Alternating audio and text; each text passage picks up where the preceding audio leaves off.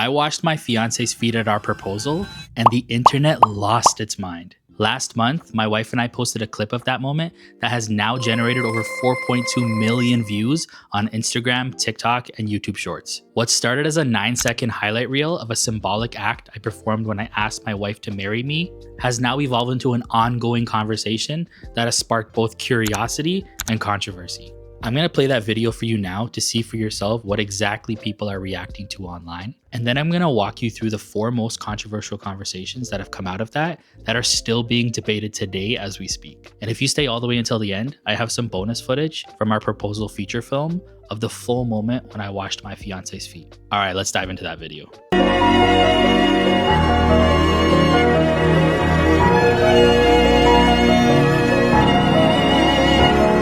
And this next version is the one that my wife posted.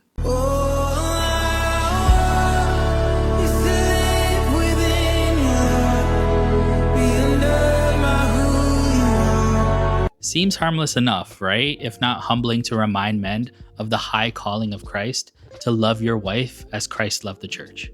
And a part of that was Jesus performing a very powerful act of servanthood towards his disciples, referenced in John 13, 1-17, by washing their feet. All right, so here are some of the most interesting comments we've received the past month on both of our posts. One of the most popular comments to start with, question is, would she do the same? He a sucker. If I'm her first man, sure.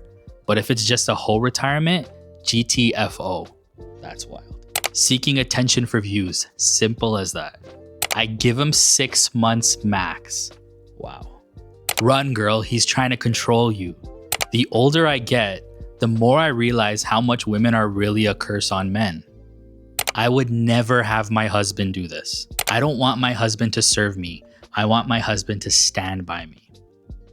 Just weird. Sorry. I hope you make him a sandwich in return. Both of you are supposed to take care of each other respectfully. Okay, but why post this online? Performative, simp, a lot of simps laced throughout each post. This is criminal. Size of his head, damn. Chill, I know my head is big. That's crazy. I'm just catching strays out here. Girl, he just has a foot fetish. I mean... And lastly, of all the comments, I think this is the most top tier comment. Dude, the ring goes on the finger, not the foot. To whoever posted that, I rate you so hard. There's so much more responses that were very interesting, to say the least, abrasive, negative. So I'm going to take all of these comments and I wanted to group them into 4 main themes or conversations that have erupted from this whole post. Because what went down in the comment section isn't just random noise. It's actually a window into how people actually feel about love, marriage, and how a woman or a man should act in a relationship. Point number 1, that's not what a real man does. For a lot of men in the comments, it was less about what I desired to show my fiance of what I plan to commit to in marriage, and more about the confines and the stipulations around what manhood actually looks like. For so many of these men, they could not grasp the idea that serving your partner is actually being a good husband.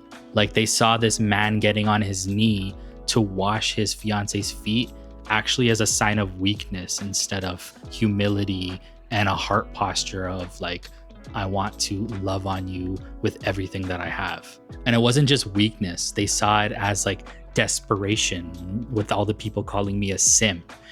Or manipulation, like she's only forcing you to do this, or she's forcing you to make this post, which is actually insane, because if you know what we post about, I am not ashamed of how grateful I am for my relationship. So that was just crazy. And I think that's very telling to where masculinity has been reduced to within our society and culture. It's this idea that like kneeling is this posture of weakness, and that the only posture of strength is dominance. And the crazy thing is, I never did this very intentional act for my fiance with the mindset that I was going to post this later. But as we're developing our content and we're posting about our vulnerability, I thought it was very important to share counterculture to everything that they're showing in social media these days about what a real man is. That the ultimate example of what a Christian and a man look like is Jesus Christ. And I'm not implying in any way that I'm just like Jesus or even close to looking like Jesus. But my standard isn't what the world is preaching. My standard isn't the toxic masculinity that has become so popular. It is the word of God, and more so it is the way Jesus lived, breathed, and walked on this earth. And you see that very evident in the story. Like when his disciples saw that he was kneeling to get down to wash their feet, like they felt like ashamed, like embarrassed, like, do you know who you are and like what you're doing? And like they used to see like the washing of feet as like the job for like the lowly or like a servant. And Jesus was humbling himself to say like, I'm going to wash your feet, not because like I'm just doing this random act, not because I'm trying to look like I'm better, but because like if you want to lead, like you have to be last, you have to serve first, you have to like get on your knees, because true leadership is from a place of like surrender and understanding that there's something bigger than just positionality. There's something bigger than just like the title of husband. And like being a good husband doesn't mean doing all of the right things or having all of this money or controlling your marriage to a point where you feel like it's perfect. It's recognizing that there's a bigger authority over my life, which is God, first. So that informs how I live, how I act, what I do and what I don't do. And then showing my wife that I'm not above her, that I'm not over her in a way where she's inferior, but that I will get on my knees to say, whatever you need, let me know. How can I make your day better? How can I make your day easier? What can I do to take the burden and the stress off of you today so that you can be all that God has called you to be in this very moment, but throughout the rest of our marriage and our life? And to be honest, as I get older, I don't want to be remembered for this amazing man who, went viral or had this career where he changed the world. I want to be known for a man who loved his wife so deeply that it looked like how Christ loved the church. I want to be a man who was just a great husband. And if I can aspire to be that, then I feel like that will pour into every other area of my life. If I'm able to be this man in my private life behind closed doors, that will emanate in every space and every sphere that I occupy.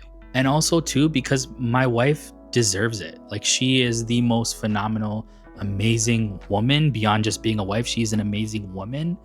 And even more than just a woman, she is the most phenomenal, kind-hearted, genuine, loving wife who sees me, who knows me in and out and still loves me.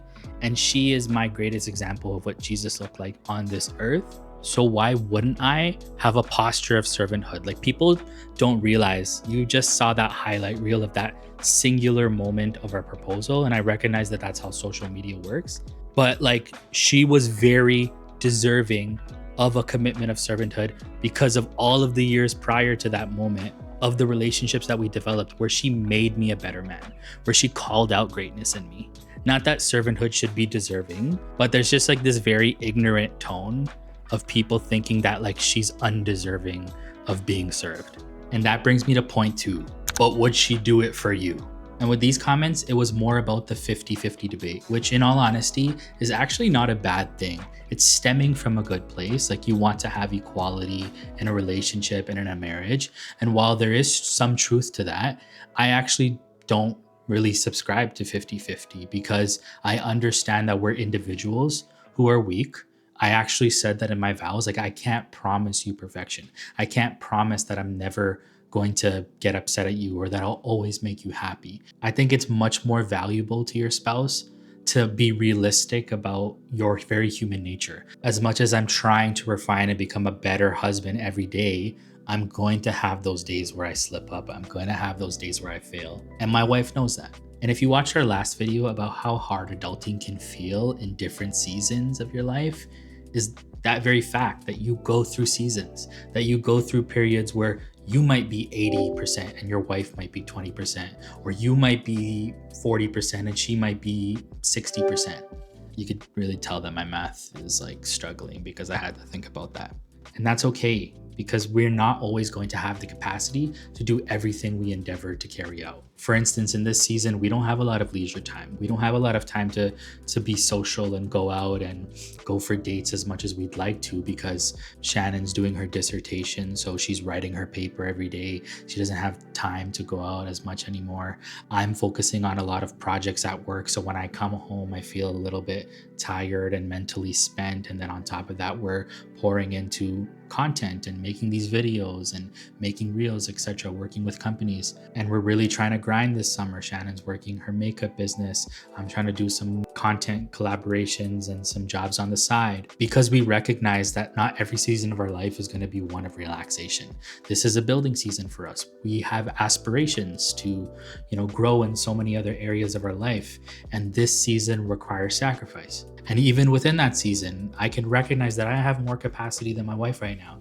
She really needs to be laser focused on writing her chapters, which could be like 30, 40 pages each. And she's at like almost a 300 page count right now. So she doesn't have the mental capacity to do a lot of things. So that might look like me doing a little extra chores, or that might look like she's staying up a little later and we're not able to connect as much at the end of the day because she has to be focused on other things. Or that may mean that like she's just going to have days where she just wants to be lazy and relax, and that's okay. I want her to feel like she has the space to be at whatever percentage she's at and know that her husband is going to take care of everything in the background so that she can just be at ease and not have one more thing to bog down her mind. And I think that can be dangerous in relationships when we think that they need to be 50-50 or 100-100, because like if you do something for me, now that means I have to do something for you. And like there's this mental tally of like trying to one up each other, but that's not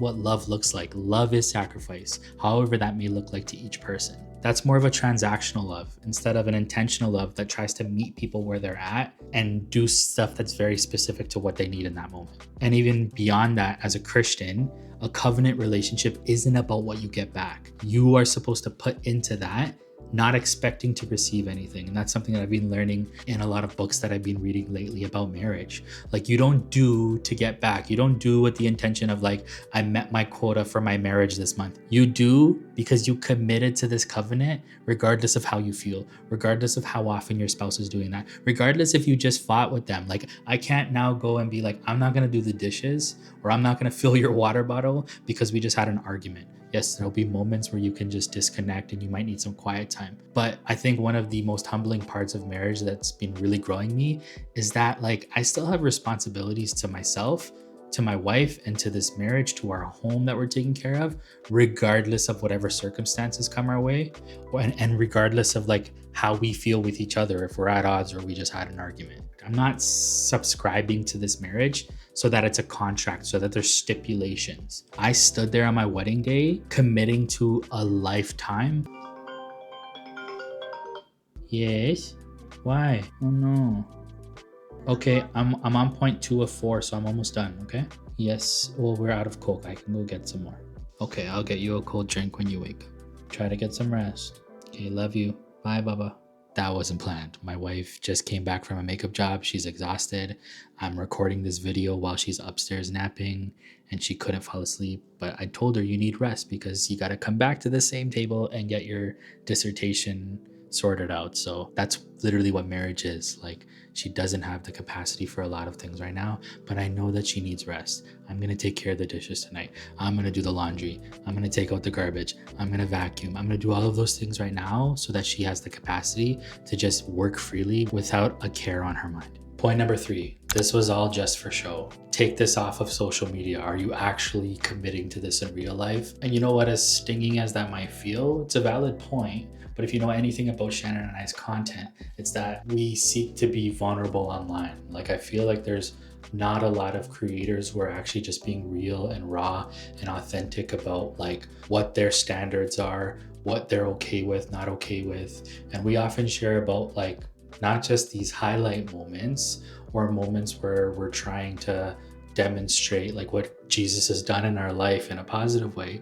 We share the trials, the triumphs. Like for those of you who don't know, I'm estranged from my family and I've actually been villainized. Myself and my wife have been villainized to be these like evil people, regardless of what we've tried to do to bring about reconciliation. And we talk about that a lot in my content lately, about like that process of when I was kicked out of my house just before my wedding, and like how we navigated that season of wedding planning, and even after, when things keep cropping up and blaming us for things that we didn't even start. But beyond our intention for posting and what we typically post about, it was so interesting to see people think like they actually knew us. Like, people are like, yeah, he's not doing that for you on a day-to-day basis. Yeah, she's not worth it. What does she do for you? I bet she hasn't done anything for you. I went through her page and I didn't see her post A, B, and C. I just need to say, for all of you men who've been attacking my wife online, like, grow up. I'm not even saying be a man, just grow up. Like, you're acting like a child over something that is like not harming you or affecting you in a certain way where you need to just be so abrasive. And if I can add something about what's attractive, not attractive, or strength or weakness in a man, it's definitely not like running to some stranger's post who you don't even know, who you don't even have any relational context with, to just be straight up negative without even trying to have a honest conversation. Shannon and I are not above having like thoughtful conversation, healthy disagreement, because even in a marriage, healthy disagreement is welcome. And we've seen a lot of people reach out to us on DMs. We've even seen a few comments where people are like, you know what? I didn't intend to be harmful. My bad. This is how I felt about this because I was cheated on, or I've been in a bad relationship time after time, or I've been single for so many years, so it's hard for me to actually grasp the idea of this positivity that you're able to like put forth online. So we get that. But people coming straight out the gate and just being straight up ignorant with their comments, especially the ones like that person calling my wife like a hoe, that's just uncalled for. That's disgusting. You need therapy. I'm sorry. It is what it is. Like, me and Shannon say this all the time, and I understand everyone is different, but I would never have the audacity, even if I felt a certain way about someone I know who posted something, or a random stranger, like, I would never have the audacity to just go in their comment sections and just off the bat start being negative. I do agree that there's a time and a place for disagreement, and even like passionate disagreement. But as a lot of comments in the comment section said, like, you could really tell that some of these people are hurting.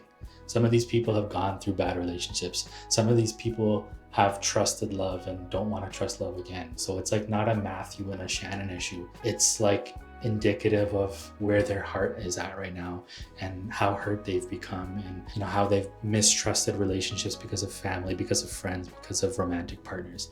And to that, I sympathize. And to that, I am sorry and feel empathy towards these people who have experienced these very harsh realities in their lives. But I promise you that like attacking someone in the comment section isn't gonna help you heal. Something to think about. But at the end of the day, even though people have judged us because we decided to post this private moment at the time online, I don't regret it, because there have been so many people that have been blessed by it. There have been so many people who it's encouraged them to just wait, because if you don't know our story, we waited for years before finding each other. I was single for 4 years before I finally found Shannon. And I was in that place of like, I didn't like seeing Valentine's posts, and, you know, I didn't think that God had someone for me. So I'm speaking from a very place of like, I was in a drought, but like God came through and God was faithful even through my doubts. So yeah, I won't apologize for hiring a film company to come and document a very important moment of our life. Everyone's entitled to do that. But my purpose isn't to show off, to clarify, but my purpose is to invite people into our space, into our community. Like, I don't just want this to drop a post and then get out of here. Like, we enjoy reading comments. We enjoy engaging with people. We enjoy hearing your very real stories. And, you know, with this YouTube channel and even other outlets, like, we want to do more things like lives and engage with our community beyond just like a singular post. So that's our desire. We want to show you the way we live our lives. We want to learn from you how you live your life, because we don't have it all figured out. And we're so open to like developing a network of people who have failed, and we can learn from, you know, their advice, who have success, and we can learn from their wisdom. So it goes both ways. And the last most common conversation point, she doesn't deserve this, which absolutely blows my mind, that people think that they know what my wife does or doesn't do, or her level of commitment to our marriage, she's a complete stranger to a lot of these people, yet they somehow figured her out, or lumping her into someone's general understanding of like what a good woman is and what a good woman isn't. I think this one bothered me the most because I will always be protective of my wife, and in this space of social media, like I could go back and forth with someone. I could just like, stoop down to their level and have a shouting match with them. But what I've realized lately is that no matter what I say, it's not going to speak to the heart of someone who's already committed to seeing something in a way that like justifies their worldview. And you know what? At the end of the day, as much as that could be negative and toxic, they're entitled to that. But I'm learning more and more and more that some responses are just not worth responding to. And even more so these days, I'm just deleting comments or blocking people because I'm not inclined to have people in our community that are just going to be straight up toxic. It's not to say that there aren't people who haven't like turned around and like have apologized or like, provided context to why they said what they said. And we're not communicating a community that is just catered to people who like us. Again, we like difference, but difference needs to happen in a healthy and a respectful sphere. And to any of those men or even women who are watching, my wife's character isn't up for debate, and it's really not up for you to judge. We're only responsible to Jesus and to ourselves as a couple. And the fact of the matter is, I don't need to ramble on because my wife demonstrates more so in her actions than just her words. She shows, she does, she shows up. She, as I said before, calls out greatness in me. She encourages me. She can take me in a moment where I'm spiraling and just like center me to be like, hey, let's talk this through. Like, that is the kind of person that you want in your life and to be married to. And like a side conversation with this space is there were a lot of positive comments that came in saying, oh, what a man of God, and oh, such a beautiful intentional act, and what a thoughtful man, and oh, I would marry a man on the spot like that. And while we appreciate your positive comments, I don't want you to get the impression that I'm perfect, that I'm this like amazing caliber of a man. I will admit first that husbandhood and manhood is like a process. Like, I'm learning to become better and better every day. Like, I will never arrive, and I've come to that conclusion that I just have to keep building and growing and loving on Jesus so that that can transcend and pour into every other area of my life.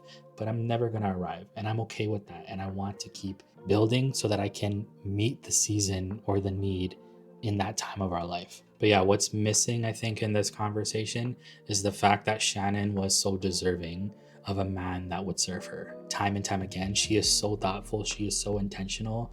Like, don't just look at a 9-second reel and think you know every detail about the situation or the couple. Grow, learn, ask questions. And that's what we want this community for. And I hope in the next few months, as things, get a little bit less hectic, you'll get to see more of Shannon when she's done her PhD, get to know her more, get to know her heart, instead of just assuming that I'm like this sole romantic who only pours into the relationship and she does nothing. I don't owe people an explanation or like the receipts of all that my wife does, but just know that when I got on my knees to wash her feet and when I said the vows that I said, it's because she was more than deserving, and I feel humbled that a woman like her chose me.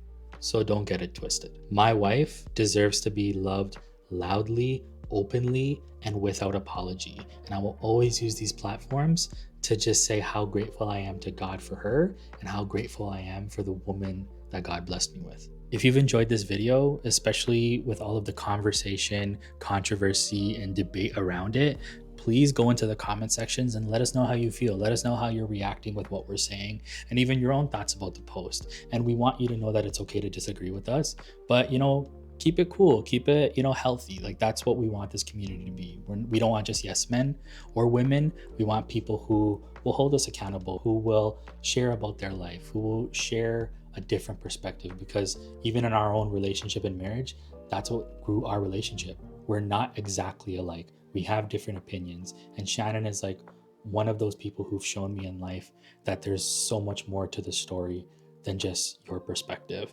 So engage with us in the comment section. Also drop a like, share this video with someone who you think would benefit from watching it.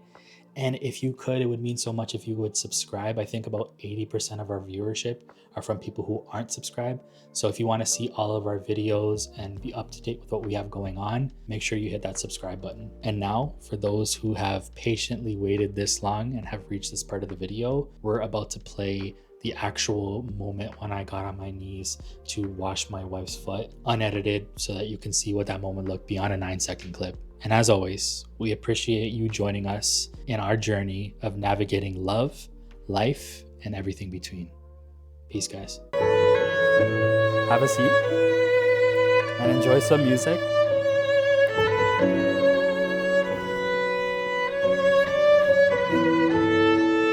I gotta keep my jacket on because my mic's in here. Before I get down on that knee, I want you to know that not a lot of people like staying on this knee. And this knee symbolizes servanthood to you and how I want to take care of you and love on you and put your needs first before mine. So I know that that's kind of one thing that goes and it comes and it goes. But this is the posture that I want to have for our entire lives. So I'd like to do what Jesus did with the disciples and wash your feet. I'll try not to tickle you. And it's warm, okay? It's a little kind of warm, but.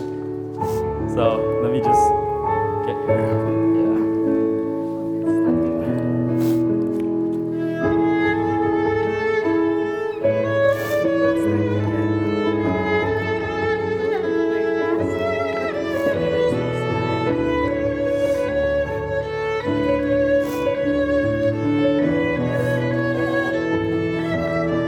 watch the back a little bit.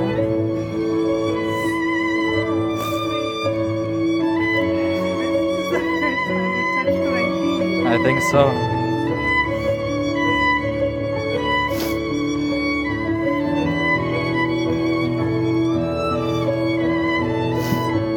Remember these ones? These ones like this?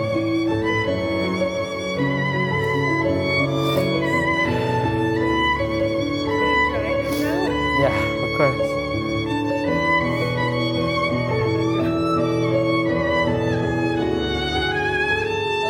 The song?